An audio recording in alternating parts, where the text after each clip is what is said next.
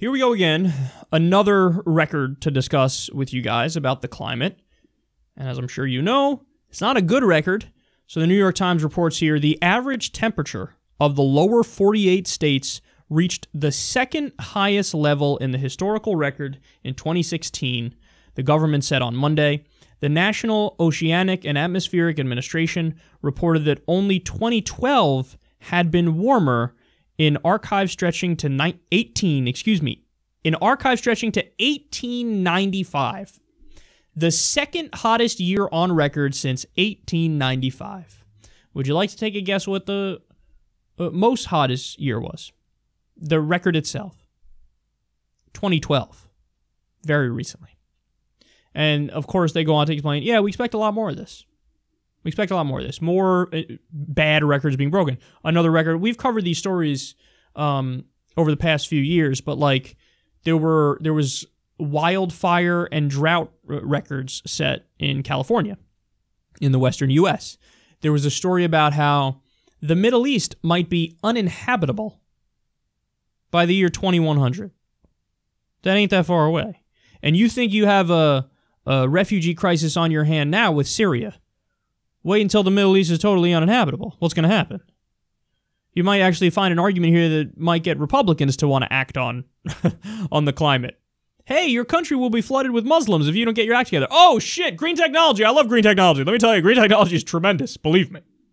Let me just tell you. My little Trump moves. I think you get it. So this is serious, man. I mean, people always bring up sea level rise as like the big one. I've always said that I think that's bad marketing and selling of the fact that climate change is a disaster, because people go, okay, the sea level rise a little bit, whatever. Well, yeah, you lose some of the biggest, most important cities, duh. But furthermore, yeah, there's bigger concerns. Drought, famine, wars over water, which is a reality. It sounds like some sci-fi movie or some shit. It's a reality. So you're going to have all these issues, trillions of dollars in damages to clean up, increase in natural disasters. What more evidence do you need to act? What more evidence? So, we need bold leadership to say, okay, here's a plan to get off of fossil fuels in 10 years. I mean, that's what you got to do. You got to go 100% down the road of renewable technology, green technology, and we can do it. We have the ability to do it. We just need the will to do it. And, of course, what's standing in the way? The Republicans, but more importantly, the oil companies, because they still have a stranglehold on the Republican Party and our government. So we march towards the abyss, even though we see it coming and we can do something to prevent it, which is scary. It's like we're living in a horror movie as time goes by.